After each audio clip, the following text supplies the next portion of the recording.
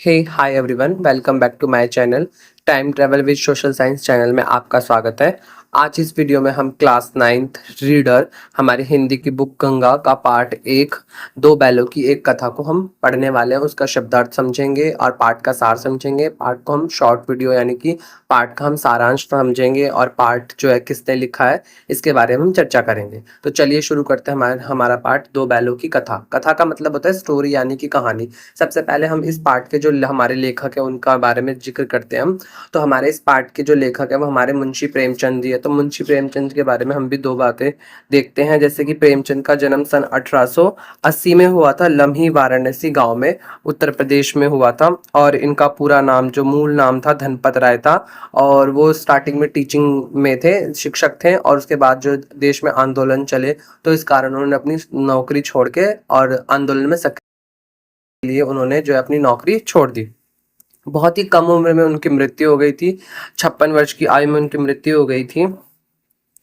तो अब चलिए अब हम अपना इनका पाठ शुरू करते हैं। दो बैलों की कथा। तो दो बैलों की कथा में प्रेमचंद ने किसानों के जीवन और पशुओं के साथ उनके भावनात्मक संबंधों को अत्यंत मार्मिक ढंग से प्रस्तुत किया है। बहुत ही मार्मिक विवरण दिया है उन्होंने। इस कहानी में यह भी स्पष्ट किया गया है कि स्वतंत्रता आसानी से नहीं मिलती है।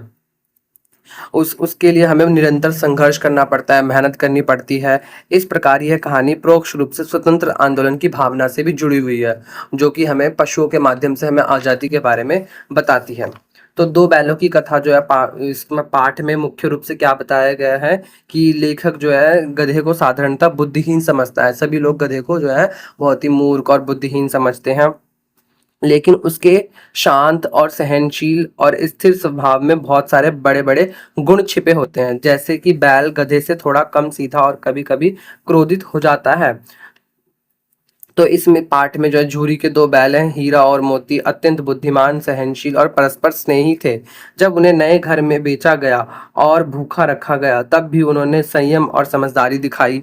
अपने साथी और अन्य प्राणियों की सुरक्षा के लिए उन्होंने साहस और शक्ति का उपयोग किया। दोनों ने कठिन परिस्थितियों में धैर्य यानी कि धीरज, निष्ठा और वीरता दिखाई। अंततः उनका साहस और प्रेम उन्हें सम्मान और सुरक्षा दिलाने में सफल हुआ। तो इस पाठ में जो है हमें लेखक बताते हैं कि गधे को लोग सबसे ज़्यादा मूर्ख समझते हैं, लेकिन वास्तव में वह बहुत ही सीधा और सहनशील होता है। वह कभी गुस्सा नहीं करता और हर परिस्थिति में को चुपचाप सह लेता है।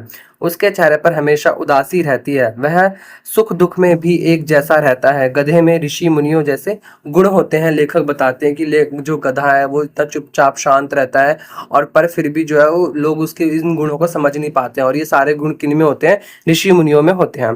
फिर भी लोग उनका अपमान करते हैं। लेखक बताते हैं, प्रेमचंद जी बताते हैं कि जो शायद सीधापन दुनिया में कमजोरी माना जाता है, जो हमारा सीधापन है उसको लोग उसको हमारी बेवकूफ़ी कमजोरी समझते हैं।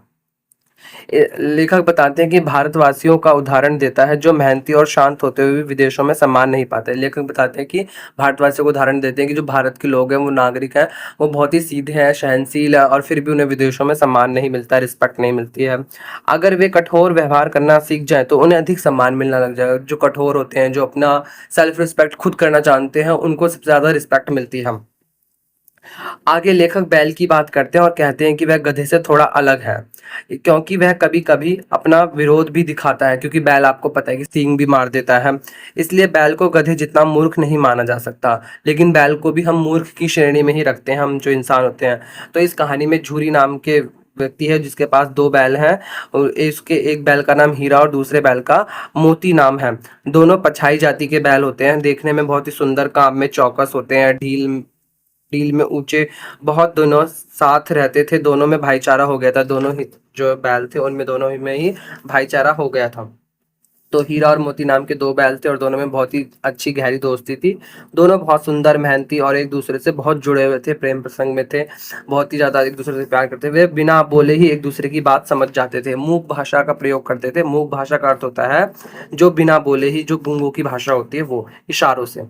और काम साथ करते थे। काम करते समय दोनों बहुत ज्यादा बोझ खुद उठाने की कोशिश करते थे और साथ साथ खाते पीते थे। एक दिन उनके मालिक ने उन्हें ससुराल भेज दिया, जिससे वे दुखी हो गए। उन्हें लगा कि उन्हें बेच दिया गया है, इसलिए वे जाने में विरोध करने लगे। अगर वे बोल सकते तो अपने मालिक से अपनी पीड़ा व्यक्त करते। इससे यह स्पष्ट होता है कि जानवरों में भी भावनाएं और अपमान होता है। आपने देखा होगा कि आपके पास पेट्स होंगे तो वो आपसे दूर हो जाते हैं, तो और वो बीमार हो जाते हैं तो आपको भी बहुत ज्यादा दुख होता है। तो इसी तरीके से अब इसके बाद हीरा और मोती नए स्थान पर जब पहुंच जाते हैं तो दोनों बहुत दुखी होते हैं और उन्होंने खाना भी नहीं खाया होता है, खाना खाना छोड़ देते हैं वो लगभग। रात में उन्होंने रस्सियां तोड़ दी और पुराने घर लौट आए। झूरी उन्हें देखकर बहुत खुश हुआ और प्रेम से गले लगा लिया। गांव के बच्चों ने भी उनका बहुत स्वागत किया, लेकिन गांव के बच्चों ने उनका स्वागत किया, उन्हें बहुत बहादुर माना। लेकिन झूरी की पत्नी ने उन्हें नमक हराम कहा और उनके लिए कठोर व्यवहार करने को कहा। उन्होंने उसने उन्हें अच्छा खाना देने से मना कर दिया, जो झूरी की पत्नी थी, और केवल सूखा भूसा देने का आदेश दिया। बैल भूखे और उदास होकर अपने मालिक की ओर उम्मीद से देखने लगे। तो ये जितना भी अब तक हमने पढ़ा है, तो ये हमें बताता है कि प्रेम, निष्ठा और मनुष्य के अलग अलग स्वभाव को दर्शाता है। इसके बाद जो है, गया जो है बैलों को फिर से अपने साथ ले जाता है और उनसे कठोर व्यवहार करता है। वह उन्हें मारता है और पीटता है और खाने के लिए भी नहीं देता है, खाने को देता है तो सूखा भूसा देता है, और जिससे बैल बहुत दुखी हो जाते हैं। अपमान और पीड़ा के कारण वे काम करने से इनकार कर देते हैं। जब गया हीरा को मारता है तो मोती क्रोधित होकर हल तोड़कर भाग जाता है। हीरा उसे समझाता है कि भागना ठीक नहीं है और हमें अपने धर्म के अनुसार शांत रहना चाहिए और हमें अपना कर्म करना चाहिए। मोती गुस्से में होते हुए भी हीरा की बात मान लेता है। अंत में गया उन्हें पकड़कर ले जाता है, लेकिन उनके तेवर देखकर मारने से बचता है। तो ये हमें बताता है कि अब जो है कि हमें आत्मसम्मान, धैर्य और स्वभाव के अंतर को भी दर्शाता है। जो हमारे जो दो बैल हैं ये कहानी में, हीरा और मोती, ये बताते हैं हमें। इसके बाद हीरा और मोती को लगातार सूखा भूसा दिया जाता है, जिससे वे दुखी रहते हैं। एक छोटी लड़की उन्हें रोज रोटियां खिलाती है, जिससे उन्हें थोड़ा स्नेह और सहारा मिलता है और उन्हें थोड़ी खुशी होती है। दोनों बैलों के मन में विद्रोह भर जाता है, गुस्सा, उत्कंठा भर जाती है। और फिर क्या होता है, वे भागने की योजना प्लानिंग बनाते हैं। मोती क्रोधित होकर लोगों को नुकसान पहुंचाने की बात करता है, लेकिन हीरा उसे शांत रहने और सही आचरण की सलाह देता है कि हमें किसी भी परिस्थिति में अपना आचरण नहीं छोड़ना है। और वे रस्सी तोड़कर भागना चाहते हैं, लड़की के कारण रुक जाते हैं, क्योंकि उन्हें डर होता है कि उस पर आरोप लगेगा। लड़की खुद उन्हें खोल देती है और भागने को कहती है। अंत में वह शोर मचाकर दूसरों को बुला लेती है, जिससे बैलों को बचाने की कोशिश भी करती है और खुद पर शक भी नहीं आने देती। तो लड़की भी जो है, उसने भी बैलों के साथ जो है क्या सही व्यवहार नहीं किया है। हीरा और मोती मौका पाकर भाग जाते हैं और उनका पीछा करता है, लेकिन वे बच निकलते हैं। भागते भागते वे रास्ता भूल जाते हैं और नए स्थान पर पहुंच जाते हैं। दोनों आपस में चर्चा करते हैं कि क्या करना चाहिए। जहां हीरा अपने धर्म और सही व्यवहार की बात करता है, भूख लगने पर वे खेत में मटर खाकर पेट भरते हैं। आज़ादी मिलने पर वे खुशी से उछलने कूदने लगते हैं। खेल खेल में वे एक दूसरे से सींग मिलाकर मजाक करते हैं, लेकिन थोड़ी देर के लिए झगड़े जैसी स्थिति बन जाती है। अंत में मोती समझदारी दिखाते हुए झगड़ा टाल देता है। यह प्रसंग जो है हमें ये बताता है कि मित्रता, स्वतंत्रता और अच्छे स्वभाव को दर्शाता है। इसके बाद जो है, हीरा और मोती के सामने एक भयंकर सांड आ जाता है। दोनों डर जाते हैं क्योंकि उससे लड़ना बहुत खतरनाक है, लेकिन भागना भी सही नहीं लगता। मोती भागने की बात करता है, पर हीरा इसे कायरता मानता है, बुज़दिल कहता है। फिर दोनों मिलकर एक योजना बनाते हैं कि वे साथ मिलकर उस पर हमला करेंगे। हीरा सामने से और मोती पीछे से हमला करने का निश्चय करता है। दोनों साहस के साथ अपनी जान की परवाह किए बिना सांड पर टूट पड़ते हैं। सांड को एक साथ दो दुश्मनों से लड़ने का अनुभव नहीं होता, इसलिए वह घबरा जाता है और भाग जाता है। इससे हमें पता चलता है कि एकता जो है और समझदारी और साहस से जो है हम किसी भी जो है समस्या का समाधान निकाल सकते हैं। इसके बाद हीरा और मोती मिलकर सांड को हरा देते हैं और उससे भागने पर मजबूर कर देते हैं। उसे मार देना चाहता है जीत के बाद मोती उसे मार देना चाहता है, लेकिन हीरा उसे रोकता है और कहता है कि गिरे हुए दुश्मन पर वार नहीं करना चाहिए, यह भी जो है वीरों की निशानी नहीं होती। इसके बाद दोनों खाना खाने के लिए मटर के खेत में जाते हैं। तभी रखवाले उन्हें पकड़ने आ जाते हैं। हीरा तो बच निकलता है लेकिन मोती कीचड़ में फंस जाता है और पकड़ा जाता है। अपने मित्र को संकट में देखकर हीरा भी वापस आ जाता है और दोनों पकड़े जाते हैं। अंत में उन्हें कांजी हाउस में बंद कर दिया जाता है। यह प्रसंग उनकी मित्रता और नैतिकता और एक दूसरे के प्रति निष्ठा को बताता है कि जो है दोनों किसी भी मुसीबत में एक दूसरे का साथ नहीं छोड़ते हैं और जो है धोखा नहीं देते हैं। कांजी हाउस बच्चों वो जगह होती है जहाँ पर आवारा पशुओं को रखने की जगह होती है, उन्हें वहां पर रखा जाता है। और खुर का मतलब होता है जानवरों के पैर, जो गाय के पैर होते हैं उसके आगे जो पत्थर जैसे बने होते हैं उसे हम खुर कहते हैं।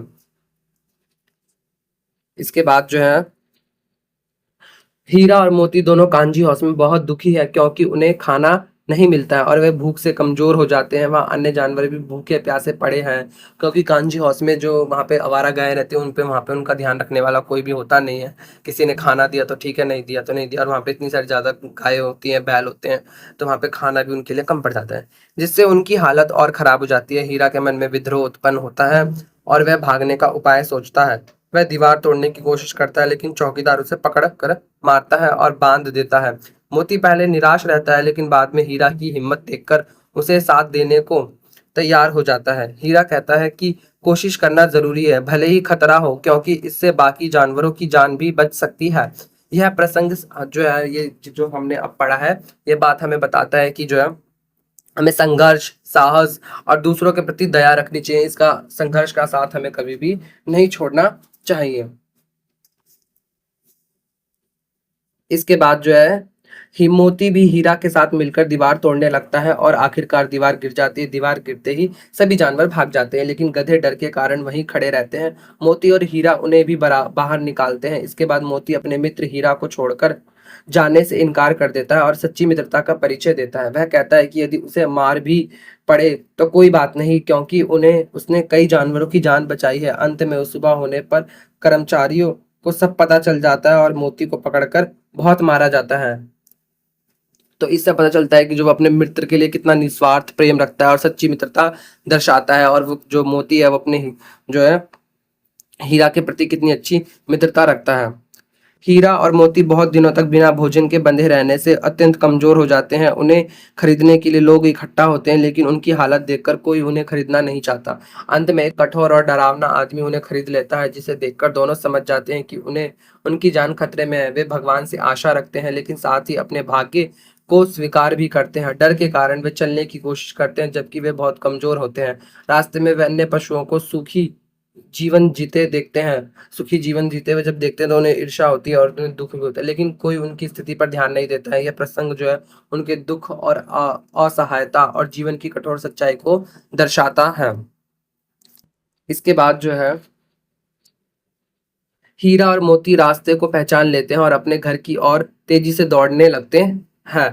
घर के पास पहुंचते ही उनकी सारी थकान दूर हो जाती है और वे खुशी से भर जाते हैं और झूमने लगते हैं। मतलब कि वे अपने पुराने स्थान पर पहुंच जाते हैं और झूरी उन्हें देखकर बहुत खुश होता है और प्यार से गले लगा लेता है। दड़ियल उन्हें वापस ले जाने की कोशिश करता है लेकिन झूरी उसे रोक देता है। जब वह जबरदस्ती करने लगता है तो मोती साहस दिखाकर उसे भगा देता है। गांव के लोग यह देखकर खुश होते हैं। अंत में मोती विजयी होकर लौटता है। इसके बाद हीरा और मोती की बातचीत से उनके साहस और स्वाभिमान का पता चलता है। मोती कहता है कि वह दुश्मन को छोड़ने वाला नहीं है, और जबकि हीरा थोड़ा शांत स्वभाव का है। दोनों यह भी महसूस करते हैं कि लोग उनकी जान की ज्यादा परवाह नहीं करते हैं क्योंकि वे सीधे और सहनशील हैं। जो शांत स्वभाव के लोग होते हैं, लोग उनको उनकी जान की कीमत नहीं समझते, उनकी वैल्यू नहीं समझते हैं। थोड़ी देर बाद उन्हें अच्छा खाना दिया जाता है और वे खुशी से खाने लगते हैं। झूरी उन्हें प्यार से सहलाता है और बहलाता है और उनको पुचकारता है, और गांव के बच्चे यह दृश्य देखकर आनंद लेते हैं और खुश हो जाते हैं। पूरे गांव में खुशी का माहौल बन जाता है और अंत में जो है मालकिन भी आकर दोनों के प्रति स्नेह दिखाती है, और मालकिन ने आकर दोनों के माथे चूम लिए। चूम लेने का मतलब दोनों को प्यार से पुचकारती है, हीरा और मोती को, दोनों बैलों को। हमारा यह पार्ट पूरा हुआ। हमने इस पार्ट का सारांश अच्छी तरीके से समझ लिया। अब नेक्स्ट वीडियो में हम इस पार्ट के प्रश्न उत्तर को करेंगे। तो आपको वीडियो कैसा लगा कमेंट सेक्शन में जरूर बताना, और मिलते हैं नेक्स्ट वीडियो में नेक्स्ट टॉपिक के साथ।